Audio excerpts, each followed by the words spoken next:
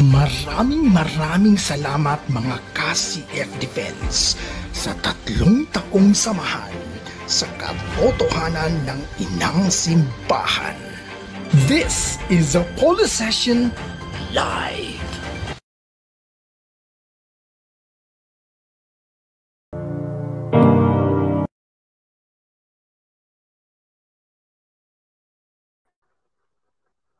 Ayun. So, good evening po, brothers and sisters. Apollo session is back. So, na-miss po namin to. And I'm with Brother Denmark. So, I think we've been off the air for ilang buwan din. Sobrang matagal din. So, let's add Brother Denmark sa stream. Hello, bro. Kamusta ka? Brother Denmark, galawin mo yung baso, bro. Hello? Hello po. Hello. Dinig ba ako? Hello, bro? Hello, bro. Dinig mo ako, bro? Hindi kita marinig. Good evening. Anong problema kaya? Sa mga nanonood po, Dinig kita, kung pag-comment bro. kung malinaw po yung audio ko or Dinig may problem. kita, bro.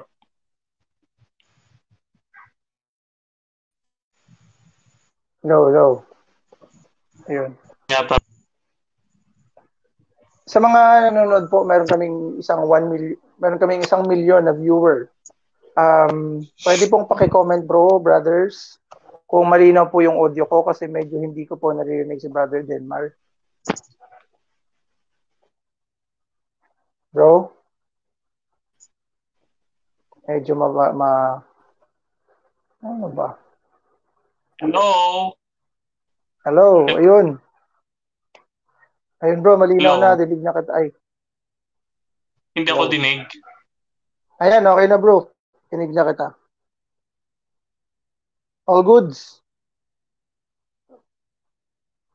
Ayun, malinaw daw, sabi ni Bro Ramil Sumalinog. Hello, bro. Thank you for watching. So, pwede po kayong mag-comment, brothers and sisters, but we do not entertain toxic comments. Ayun, okay na, bro. Dinig kita, bro.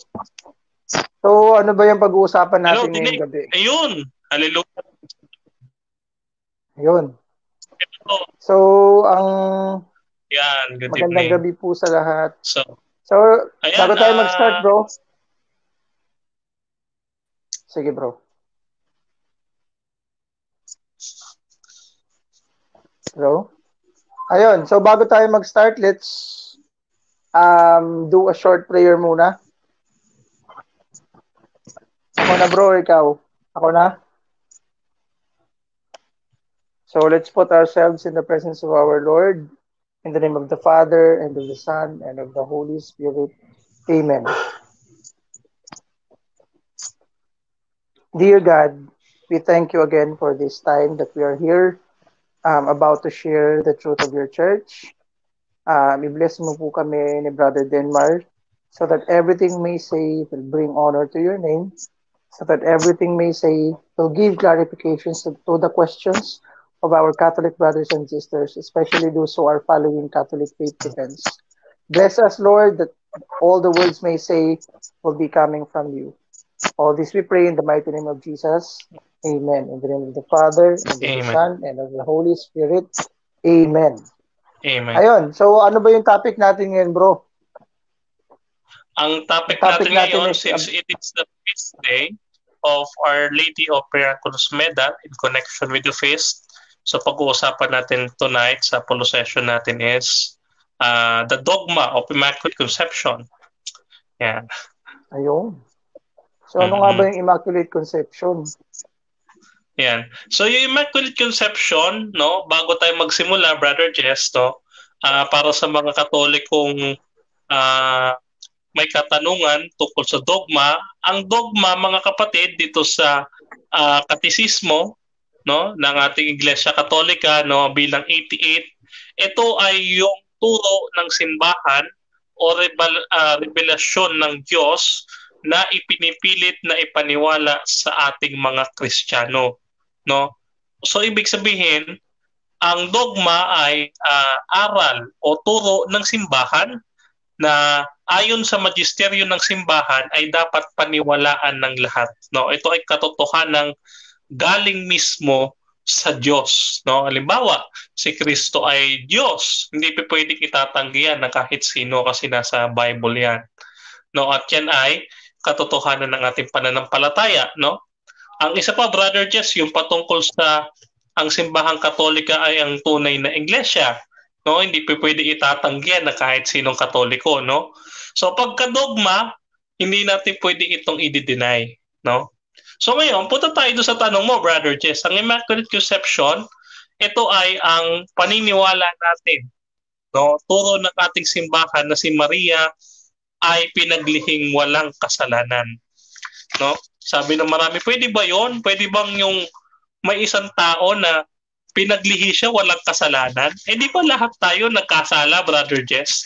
Sabi do sa Romans chapter 3 verse 23, ang lahat ng tao ay nagkasala. So paano daw, Brother Jess, tinuturo ng simbahan natin na si Mama Mary, no?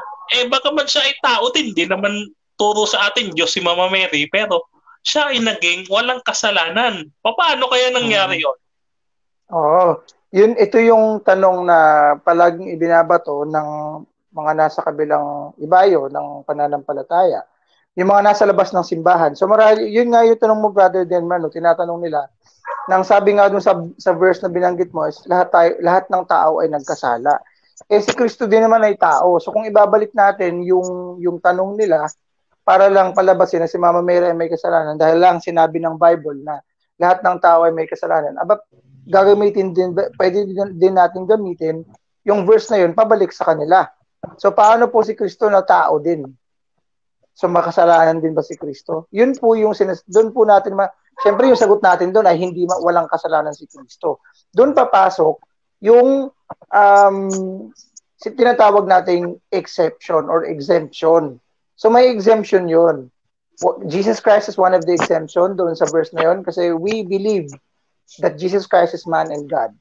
So, but despite Jesus Christ being man, hindi natin sinasabing siya ay may kasalanan. At si Mama Mary naman ay hindi po tinuturo ng simbahan na walang kasalanan na kagaya ng kay Jesus. So magkaiba po 'yun. Yun yung ipapaliwanag namin ni Brother Denmar mamaya-maya po.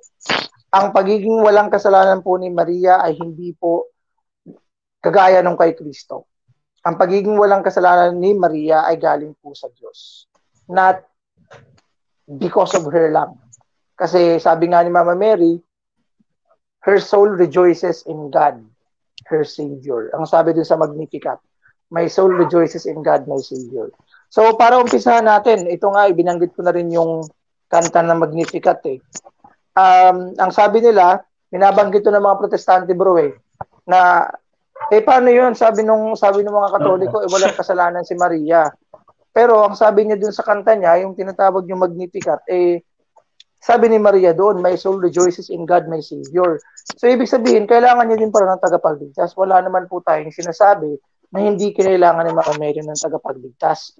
At dahil nga may tagapagligtas siya, kaya siya naging walang bahid ng kasalanan. So may example lang ako, Brother Denmar, no? For example, sinabi ko na huwag kang lumabas ng bahay kasi gabi na. Madilim at mayroong butas doon sa kalsada. Tapos hindi ka nga lumabas. Tapos hindi ka na disgrasya. Walang nangyari sa iyo kasi nakinig ka pinagsabihan kita na huwag kang lumabas ng bahay kasi may butas doon sa kalsada at walang ilaw, madilim. Niligtas ba kita noon, bro, or hindi? Niligtas mo ako kasi sinabihan mo ako na may panganib sa labas Ayun. So yung pangalawang halimbawa, bro, lumabas ka ng bahay, nahulog ka doon sa butas, doon sa manhole. Niligtas kita. Tinulungan kita makaakyat ulit. Niligtas ba kita or hindi?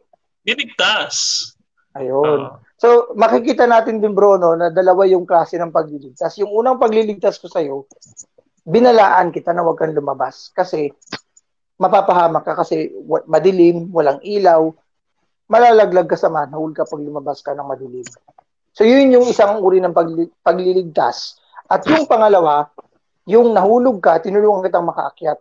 Yung pangalawang pagliligtas, yun yung ginawa sa atin ni Kristo. At yung unang pagliligtas, yun yung ginawa ng Diyos kay Maria. Na hindi na hinayaan ng Diyos na magkaroon ng bahid ng kasalanan si Maria kasi may plano. There was a plan. Hindi naman kasi ang Diyos parang trip niya lang, okay, trip ko lang ipanganak si Kristo sa pamamagitan ng isang dalaga, sa pamamagitan ng isang birhen. Hindi ho. God already had a plan para po sa kaligtasan natin. Bro, kung mayroon kang idadagdag. Ito nga bro 'di ba? Alam naman natin sa una, 'di ba? Ang tao makasalanan. So, buhat nung siya ay maging makasalanan, hindi siya pwedeng lumapit sa Diyos. At syempre, para magkatawan tao ang Kristo na Diyos, tunay na Diyos. Sabi sa John chapter 1 verse 1, dito tayo magsisimula, ang Berbo ay Diyos. At ang Berbo ay nagkatawang tao, Galatia 4:4 ay ipinanganak ng isang babae. Ngayon, paano ang isang tao, no, magpapanganak ng isang Diyos? Tama po 'yon, ha? Tama yung aking sinasabi. Si Maria ay ina ng Diyos. Yun din po ay dogma ng ating simbahan.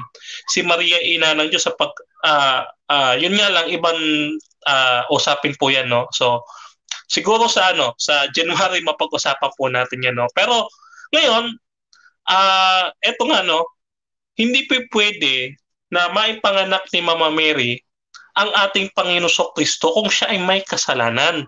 Sapagkat ang tao nga ay marumi, no? Makasalanan. Hindi siya pwedeng lumapit, hindi siya pwedeng makipag-ugnayan kahit kanino sa Diyos, no? So, ang kailangan malinis, no? Ang ating ina na si Maria para maipanganak niya ang Kristo. Kaya nga maliwanag sa talata ng Biblia ikaw ay maglilihi ng isang lalaki na maghahari at yung kanyang kaharian ay magpawas sa walang hanggan. At sabi dito na huwag kang matakot dahil ikaw ay napupuno ng grasya. Kinalulugdan ka ng Diyos. Yung salitang kinalulugdan, doon tayo, 2 punto. Una, kinalulugdan. Ano yung kinalulugdan? Ibig sabihin, natutuwa sa iyo yung Diyos. Bakit? Hindi matutuwa ang Diyos, una, kung kaaway ka niya. Okay, usapang logic tayo, no? Kung kaaway ka ng Diyos, matutuwa ba sa yung Diyos? Hindi. Hindi matutuwa sa iyo Diyos, kaaway ka nga niya So ibig sabihin, mga kapatid, no?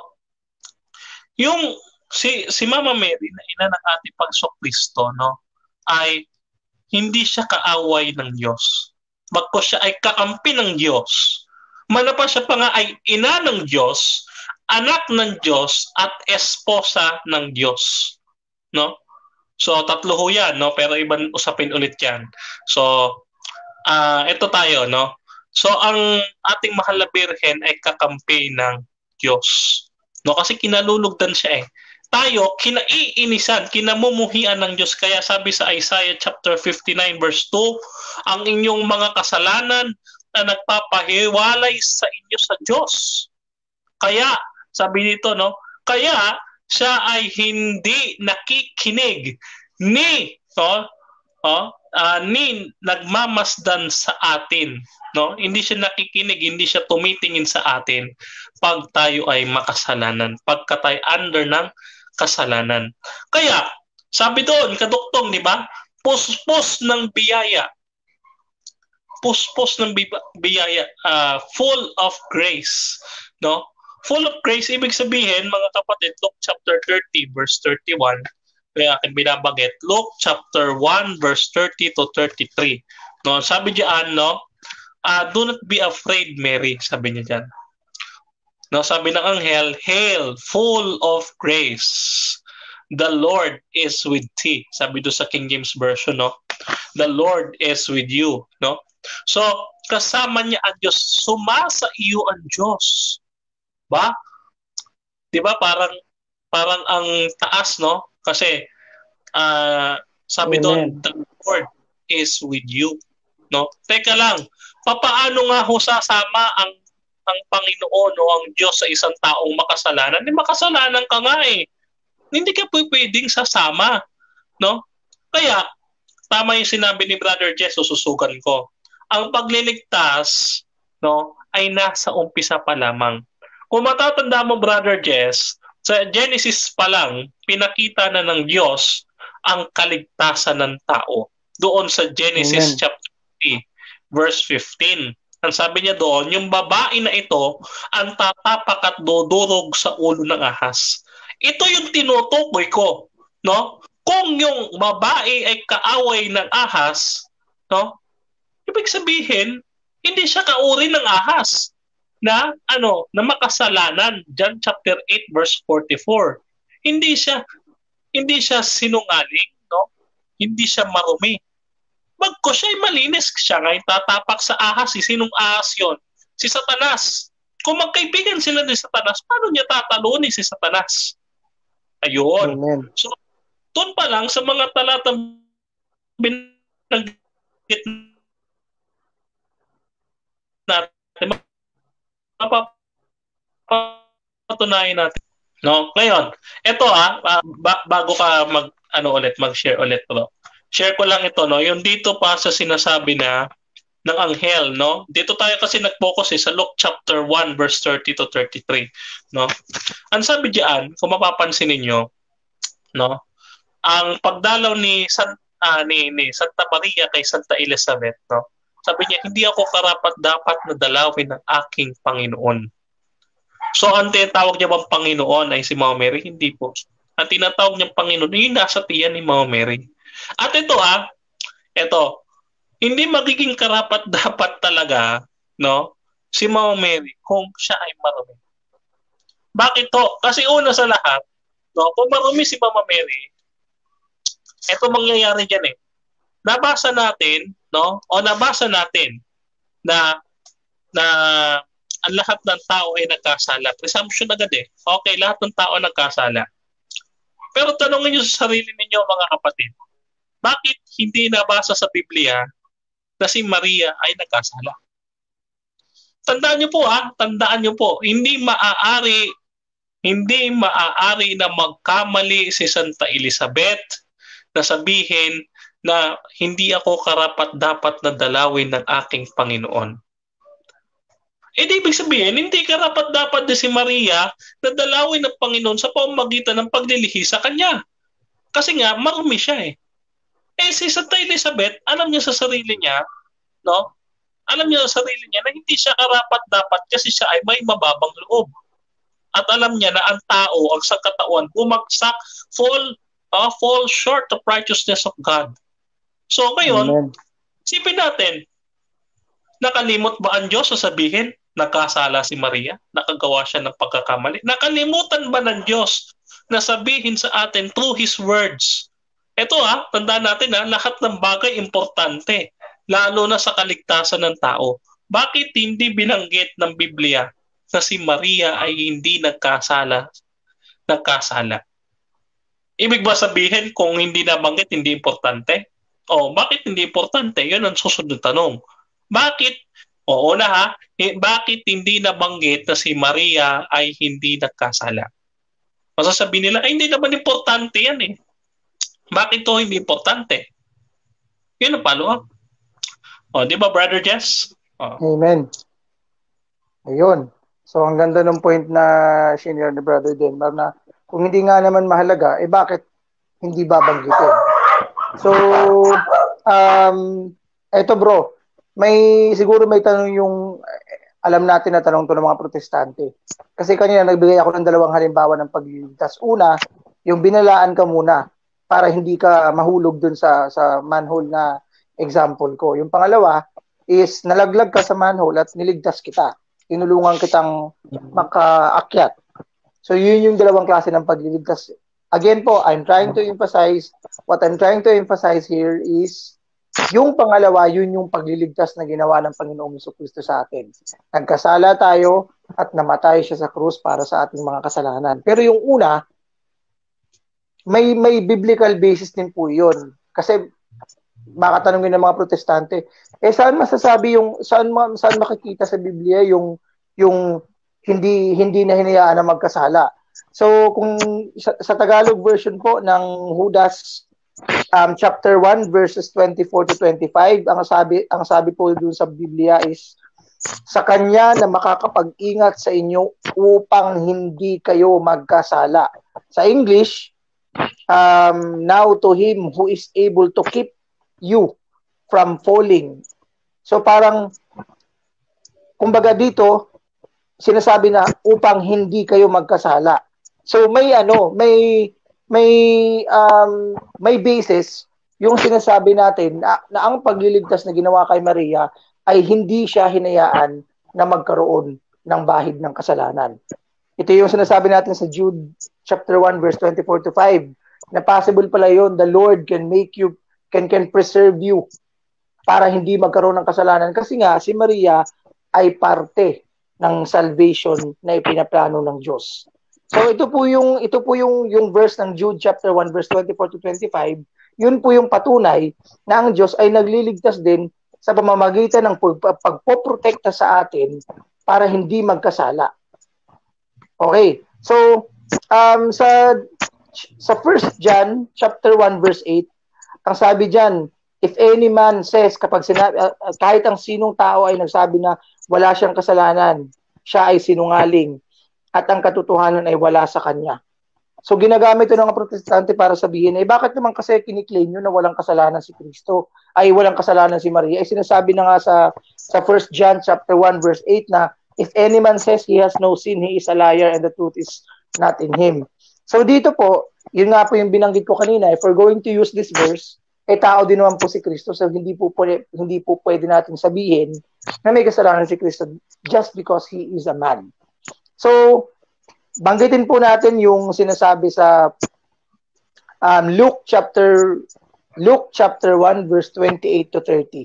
Ang sabi po doon, and the angel Gabriel came to Mary and said, Hail, full of grace, the Lord is with you.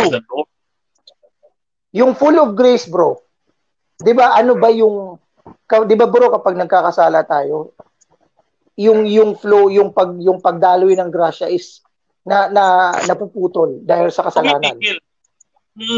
Tumitigil yung pagdaloy ng grasya kapag may kasalanan tayo. Pero ano yung sabi ni Angel Gabriel kay Maria? Full of grace. Punong-puno ng grasya. Paano magkakaroon ng space yung kasalanan kung punong-puno ng grasya si Maria? 'Di ba? Tapos yung ginamit pa dito na title is Hail, full of grace. Actually, sinasabi dito bro, 'di ba? Sinasabi dito sa Luke chapter 1 verse 28 to 30 na Mary was greatly troubled. So nag-isip siya kung ano nga ba, kasi sabi nila pagbati lang daw 'yun. Pero ang sinasabi sa Biblia, Mary was greatly troubled. Kung anong klaseng pagbati ba 'yun? Kasi kung si Mama Mary, kung alam niyang simpleng greeting lang 'yun or simpleng pagbati, bakit siya mag-iisip? Bakit siya mag-iisip na ano ba yung sinabi ng anghel sa akin? So ano po ba yung gusto kong pagbigyang diin dito? Ang full of grace po ay isa sa naging titulo ni Maria. Parang mga ano lang to bro, parang mga titulo ng mga hari dati. Na hail, parang si Jesus Christ, hail King of the Jews sa John 19:30. Na hail, tapos may kasunod na title, King of the Jews. Si Maria, ganun din. Hail, full of grace. So yung full of grace pala, it was not just a greeting, but a title na gustong ibigay ng anghel kay Maria. It was a title. Full of grace. Kapag sinabi kong full of grace, napupuno ng grasya, kapag po tayo ay napupuno ng grasya, there should be no space for sin. Kasi yun nga po, nasabi namin ni Brother Denmar kanina, na kapag tayo ay may kasalanan, yung pag-flow ng grasya ay napitigil ng kasalanan. Kung full of grace sa Maria, nasaan doon ang space para sa kasalanan ni Maria? Alin ba yung sinasabi natin dito, bro? O ibigyang diin ko lang one Walang last time. space, bro. Bibigyan ko lang yung sinabi ko kanina na yung hail, full of grace ay titulo. So kasi sa Bible kasi 'di ba bro, mahilig hindi na mahilig, parang normal na nangyayari na yung isang pangalan ng tao ay nagbabago, kagaya kay Abraham, 'di ba? Kay Abraham naging Abraham.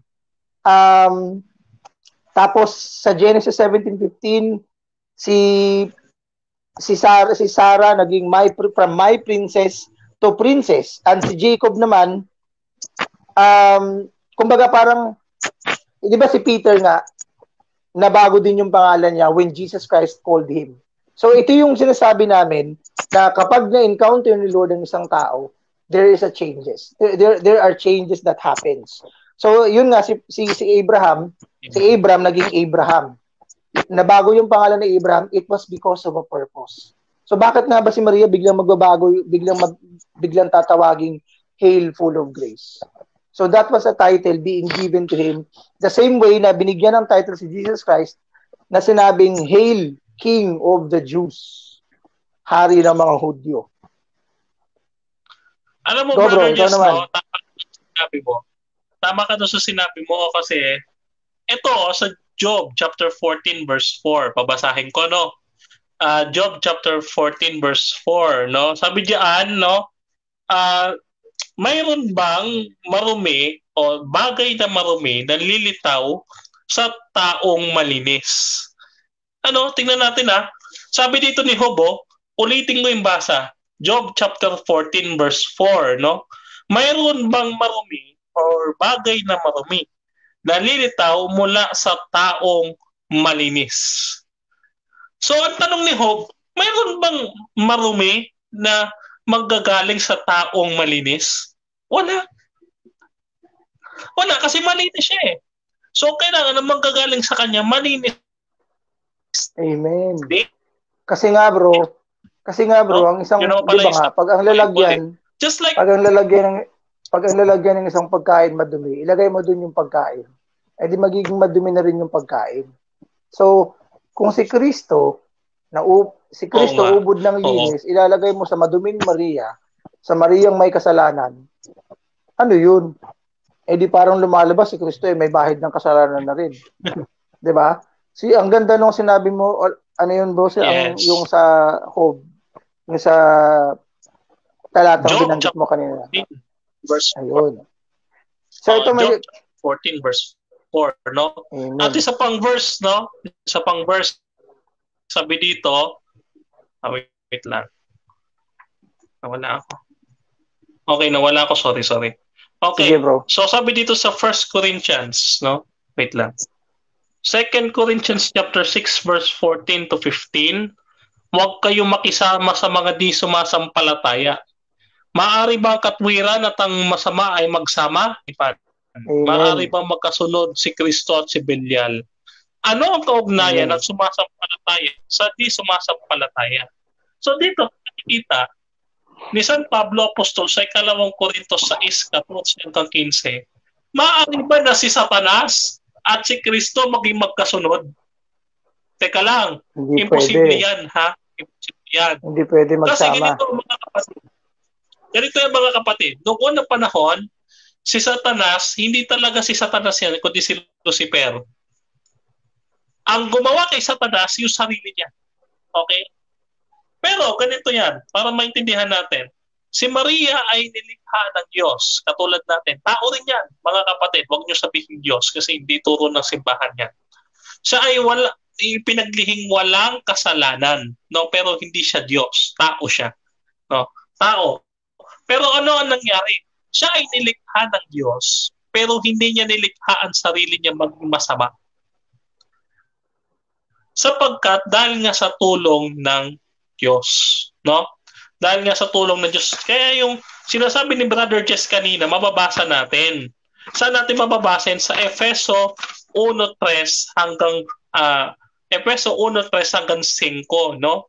Nabuhat pa dun sa pagpasimula, no, ay nilikha tayo ng Diyos na walang kapintasan, malinis sa kanyang harapan, sabi dito, no? So, mula nung simula, ginawa na tayo ng Diyos nang walang kapintasan, walang pagkakasala at malinis. Yun nga lang, tayo ang gumawa. Tandaan nyo ha, nilikha tayo ng Diyos na malinis, walang kapintasan, no, pinili niya tayo maging gayon. Tayo ang gumawa sa ating sarili na tayo ay maging makasalanan. Ngunit si Maria, no, pinili ng Diyos, no, at sabi pa nga doon sa ibang talata ng Biblia, di ba? Sabi nga sa ibang version ng Biblia na ginagamit natin, no, highly favored one, no? Sabi doon, hail, Mary, no? You are highly favored one by God. No? Ano ibig sabihin na highly favored? Ikaw ay pinakamamahal ng Diyos.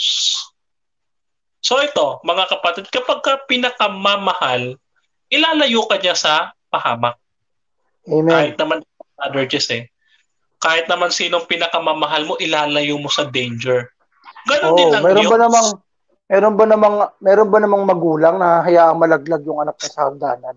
Siyempre hindi. So, yun nga yung, di ba? Ayan yung sinasabi natin.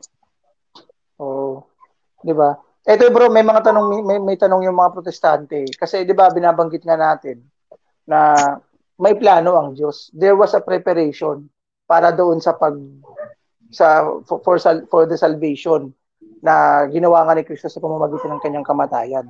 So, paano nga ito, ang preparation na yon, paano natin masasabi na walang kasalanan nga si Mama Mary? Kasi yun nga, ang sagot is may preparation, may paghahanda para sa pagkukonceive ni Maria kay Kristo at kalaunan ay ang pagsisilang ni Maria kay Kristo. So sabi sa Isaiah 7:14, therefore the Lord himself will give you a sign. Behold, the virgin shall conceive and bear a son and shall call his name Emmanuel. So paano natin masasabi na dun sa verse ng Isaiah 7:14 ay may paghahanda? Sabi po sa Galatians 4 chapter 4 verse 4, but when the fullness of time had come, pagdating po ng panahon, God sent forth His Son, born of woman, born under the law. So hindi po pwede, dito po mapapatunayan natin sa Isaiah 7:14 at sa Galatians 4 verse 4 na may paghahanda po para sa kapanganakan ni Jesus. So sa Matthew 7:11 ang sabi naman, if you then who are evil know how to give good gifts to your children, how much more will your Father who is in heaven give good things to those who ask Him? Ano po bang ibig sabihin ng talatang binanggit natin sa Matthew 7:11? Ang Diyos ay hindi po magbibigay ng segunda mano. The Lord will always give what is best for us. So ang Diyos kaya, ang Ama, magbibigay ba siya ng isang anak na manggagaling sa isang babaeng makasalanan? Yan nga sabi dito, God will always give us the best. So bakit naman magbibigay si Kristo ay ang Ama ng isang anak na walang kasalanan pero ang babaeng magsisilang ay may bahid ng kasalanan. So hindi best 'yun. 'Di ba? Para maging best yung ibibigay ng Ama sa atin, ay lulubos-lubosin niya na. Kailangan yung anak kong ipapanganak na walang kasalanan ay ipapanganak ng isang babae na wala ring kasalanan. Para walang kapintasan. Para hindi sabihin ng mga kasi kung alam mo bro, kasi wala tayong lusot sa mga protestante Ngayon itinuturo natin na si Maria ay walang bahid ng kasalanan. Kung sakali na si Maria ay may bahid ng kasalanan, sasabihin naman ng mga protestante, yung Maria nila may kasalanan, hindi perpekto, bakit nila binivenerate, bakit nila binibigyan ng ganung halaga si Maria, may kasalanan naman. Kung totoong nagkaroon nga ng kasalanan at sinasabi sa Biblia na si Maria ay may bahid ng kasalanan, gagamitin nyo naman din yun para ipang-bash sa amin. Kaya nga po ang tinuturo ng simbahan ay si Maria ay walang bahid ng kasalanan. Kasi nga, bakit? Matthew 7:11, the Lord will always give us the best. Hindi po pwedeng magbigay ang Diyos ng cheap ang quality. Yun lang bro. Sige bro, ikaw kung may isi-share ka bro. Para hindi tayo maging biased, no? Baka sabihin kasi nila, masyado nating itinataas si Maria sa lahat, no? Hindi lang naman si Mama Mary ang tanging tao na hindi nagkasala sa Biblia, no? Sino pa ang mga tao, brother? So halimbawa ng mga tao na hindi nagkasala sa Diyos, no? Itinuring ng mga santo o mga matuwid, no? Ito mababasa natin letra po letra ito. No, katulad dito sa aklat ng Genesis chapter 6 verse 9, no? Napakabuting tao ni Noe, siya lamang ang natitirang matuwid sa harapan ng Diyos, no? Si Noe na gumawa ng arko, siya pala ay isa ring taong matuwid. Sino pa? No? Si Job. Sabi dito, sa Job chapter 1 verse 1, may isang lalaki sa lupain ng Uz na ito ay pangalan ay Job at ang lalaking ito ay sakdal at matuwid. Isa pa, no? Sino pa? Kaya Si Jose. Akala ko ba bro, lahat ng tao may kasalanan? Akala ko din eh. Okay. So, may exemption pala bro. Yun pala yung, at least tayo mga Katoliko, kahit kapag sinasabing lahat ay nagkasala, hindi tayo kaagad nag-ano na, lahat may kasalanan, so lahat dapat, wala dapat exemption. Hindi pala ganoon mag-interpret ang Catholic Church. So pag sinabing lahat ay may kasalanan, meron din palang exemption. So kasama pala doon si Mama Mary, kasama doon yung binanggit mo. Marami pala, ay paano yun? Sasabihin ng mga protestante, maguguluhan sila bro eh. Paano yun ang sabi sa Biblia? Lahat ay may kasalanan. Pero bakit biglang nabanggit sila Jess at sila Denmar na mga taong walang kasalanan bukod kay Maria? Hindi na ho namin problema yun, brothers and sisters, no? Kung medyo nalilito kayo sa sarili ninyong aral. Basta ho kami, malinaw po sa amin ang aral ng simbahan. Go, bro!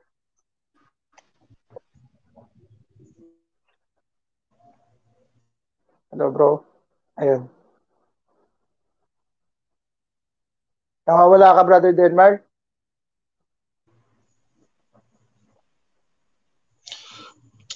Sabi nila wala eh, di ba? Sabi nila lahat. Pag sinabi lahat, walang exemption, lahat eh. Paano yan? Amen. Ito pa.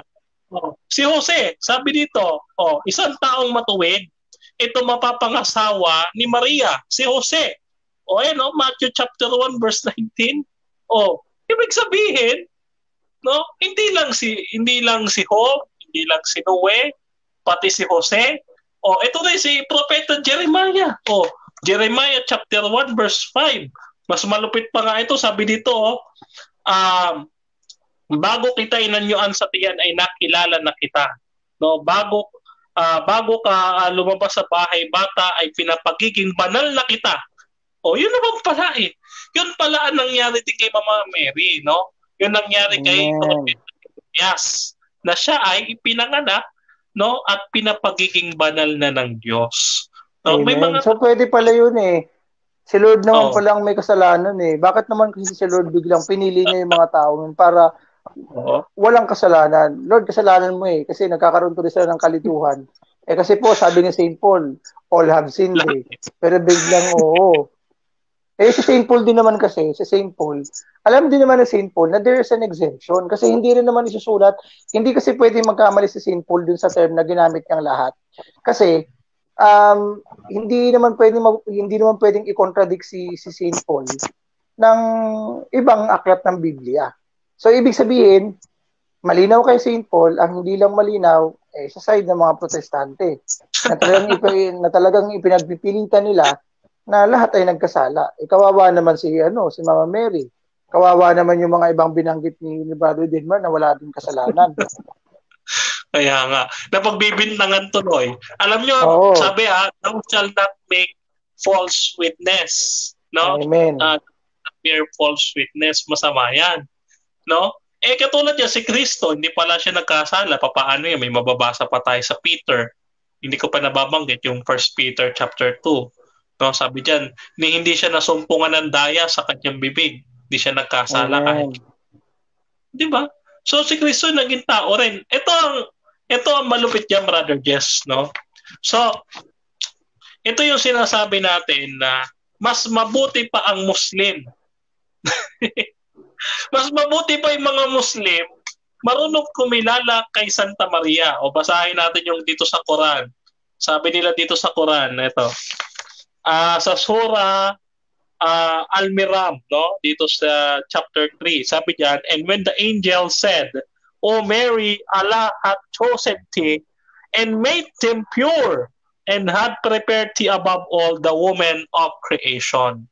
Made her pure, sabi ng Surah, no? Yung Surah chapter 3. Mabuti pa yung Muslim Mabuti pa yung Muslim, hindi Katolikong Kristiyano, no? Kumikilala dito kay Santa Maria. Paano kaya 'tong mga Kristiyano na tumatanggap sa ating Panginoon Kristo pero yung nanay ayaw tanggapin? Di ba? Amen. Sama naman yan.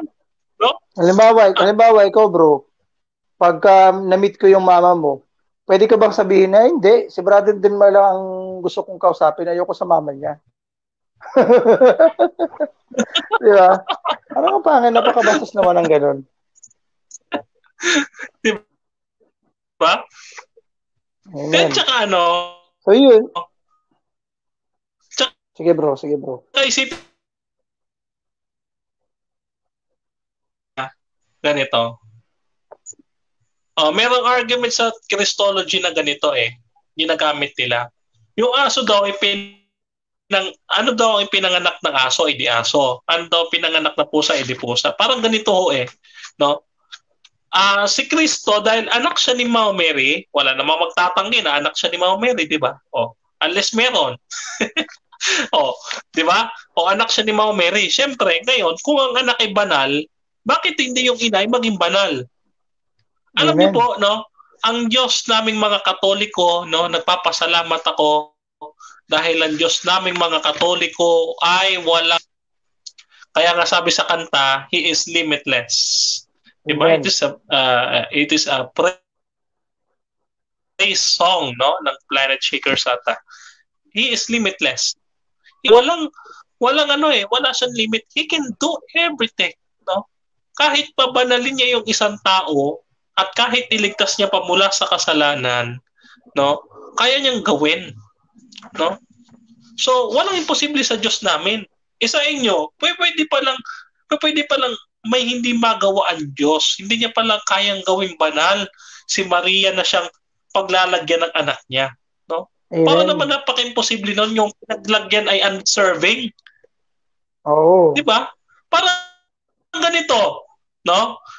Nagkaroon ako ng bisita sa bahay noong nakaraan. Alam nga namang hindi ako maglinis. Di ba? So, ibig sabihin, no? Kung magpapatuloy ka sa bahay mo ng bisita, maglinis ka. Amen. Syempre, ganoon din ako. Syempre, kung may bisita, maglilinis ako. Si Kristo, siya ay bumisita sa sinapupunan ng ating mahal ina ng buwan. Syempre, nilinisin ng Diyos yan. Ganun po ang dapat nating isipin, mga kapatid, no? Kaya, talaga, no?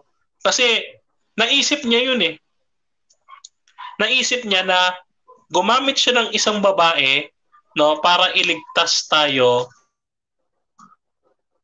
upang maipanganak ang Diyos, no? Kasi parang imposibleng makababa ang Diyos dito. Kasi walang isang taong matuwid, sabi ni St. Paul. Isipin niyo, walang isang taong matuwid. It will take you the whole eternity, mga kapatid, for you to do the will of God. Sabi nga, walang makakaperpekto. Kahit pasundin mo yung buong 10 utos, walang makakaperpekto niyan. No? No one can be justified, no, except by Christ alone. Ano ibig sabihin? Amen.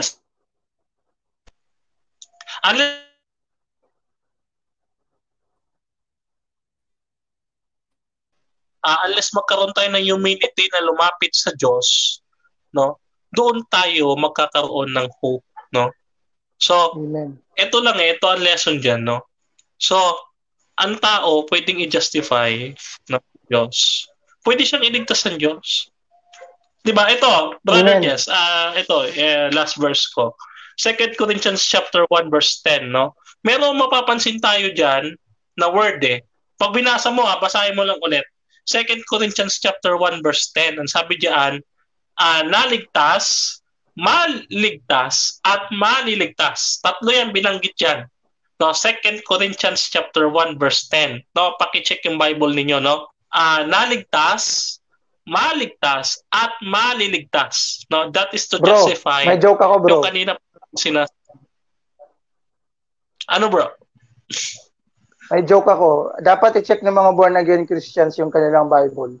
Kasi 'di ba ligtas na sila. So baka yung sa kanila is naligtas lang. walang kasunod na. Kasi ligtas na silang lahat eh. Bakit ang joke ko? Hindi, joke lang yun, bro. Hindi, kasi di ba, sa'yo kasi, Hindi, ano, mahirap yan eh. Oo, amen. Tama. Maligtas at maliligtas. 2 Corinthians chapter 1 verse 10. Oh. Amen. Meron akong isang babasahin talata, bro. In connection dun sa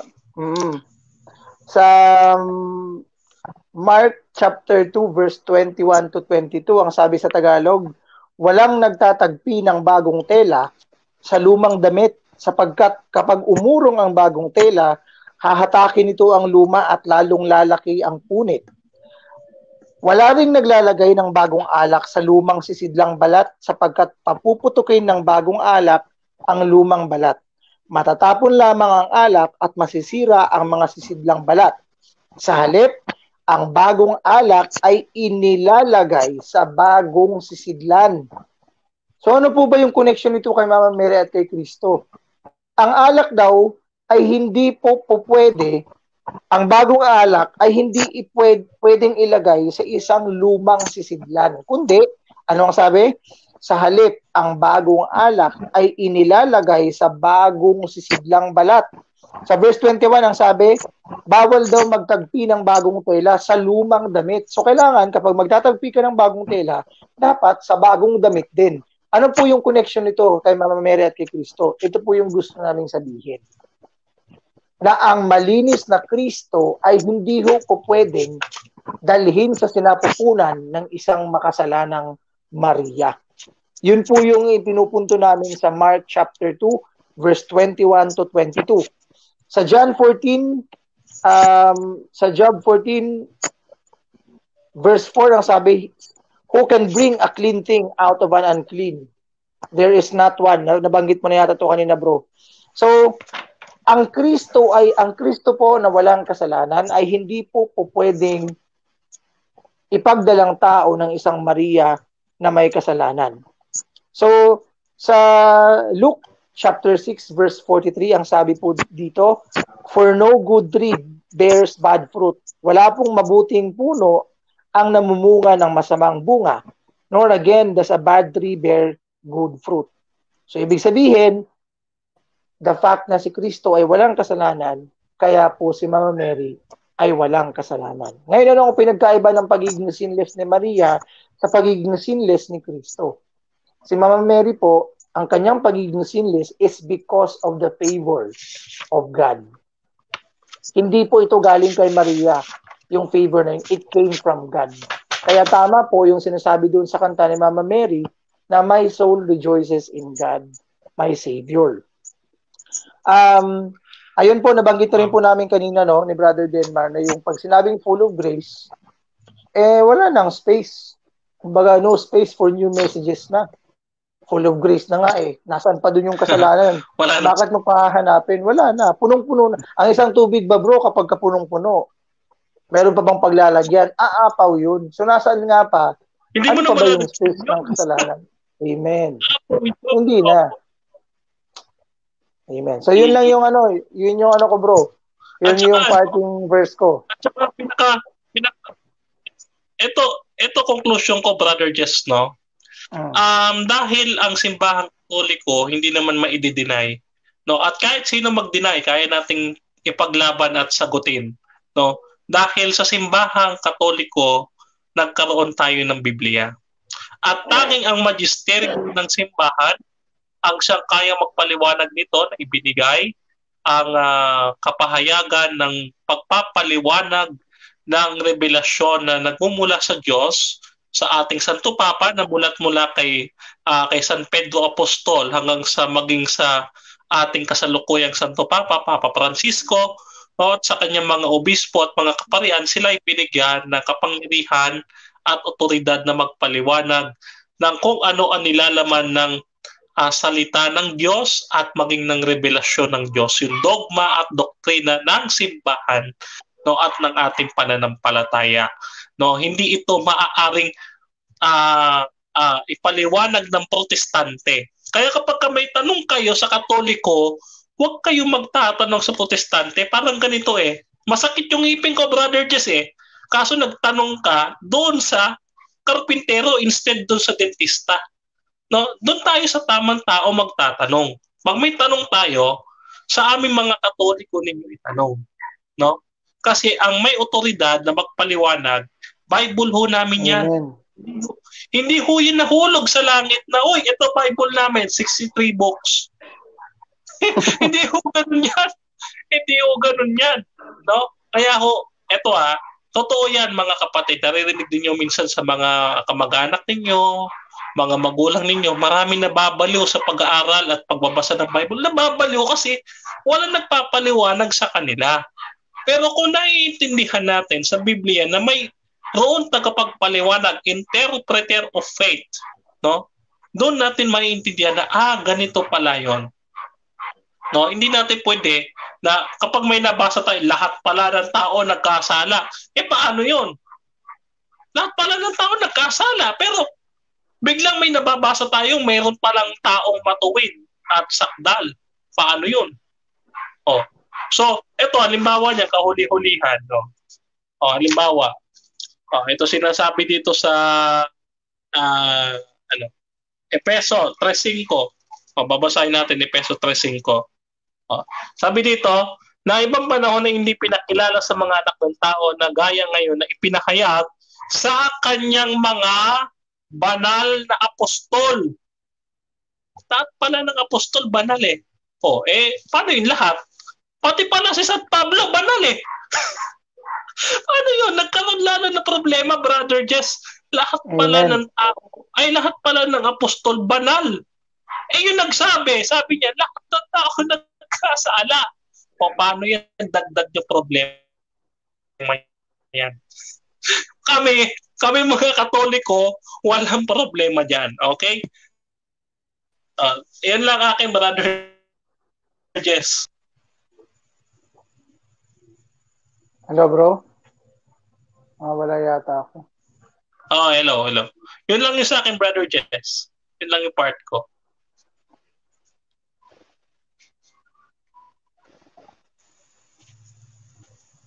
Hello, bro? Hello, bro. Dinig kita, dinig. Clear. Maliwanag.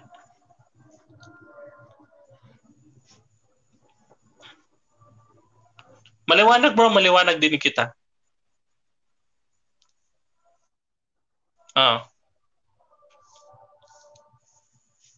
Ayan.